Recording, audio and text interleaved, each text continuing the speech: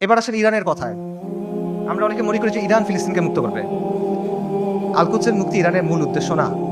ইরানের মূল উদ্দেশ্য হলো মধ্যপ্রাচ্যে শিয়াদের যে ক্ষমতা এটা বৃদ্ধি করা। শিয়া অ্যাক্সিস বলে যেটাকে।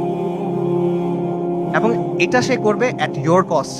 একটা কথা আছে গেম থিওরিতে, জিরো সাম গেম, যে তার শক্তি যত বাড়বে আপনার শক্তি তত কমবে। এটা বাস্তবতা। ইরানের সাথে ইসরায়েলের স্বার্থের দ্বন্দ্ব আছে, ইরানের সাথে আমেরিকার স্বার্থের দ্বন্দ্ব আছে, কিন্তু তার মানে কিন্তু ইরানের সাথে আপনারও দ্বন্দ্ব আছে।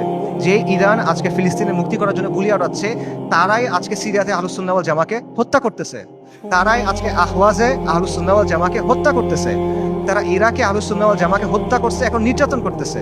এটা হলো বাস্তবতা। ইরানের স্বার্থ আর আহলুস সুন্নাহ ওয়াল জামার স্বার্থ কখনোই একটা।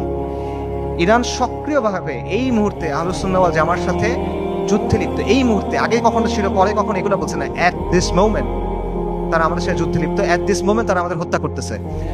আমেরিকা যখন আফগানিস্তানে আক্রমণ করছে, আমেরিকা যখন ইরাকে আক্রমণ করছে, ইরান তাদেরকে সহায়তা করছে। এটা তাদের মুখের কথা, এটা আমি বানায় বলতেছেন, আপনারা কি চেক করেন। মোহাম্মদ খাতামি ইরানের প্রেসিডেন্ট ছিল 97 থেকে 2005 পর্যন্ত সম্ভবত। তার একটা বক্তব্য আছে যে তালিবানের বিরুদ্ধে আমরা আমেরিকাকে সাহায্য করছি।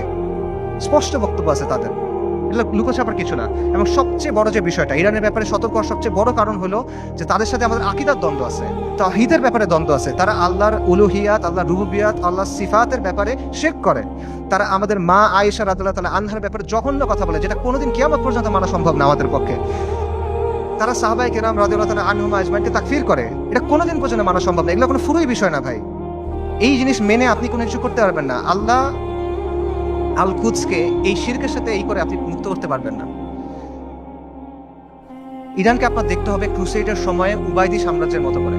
ক্রুসেডের সময়ে একটা সাম্রাজ্য ছিল, উবাইদি সাম্রাজ্য। এটাকে আপনারা অনেকে ফাতেমি খিলাফত নামে ছিলেন। এরা আকীদাতে ছিল ইসমাইলি শিয়া, মানে ইমামি শিয়াদের চেয়েও খারাপ, বাতেনি এরা, ইসমাইলি শিয়া।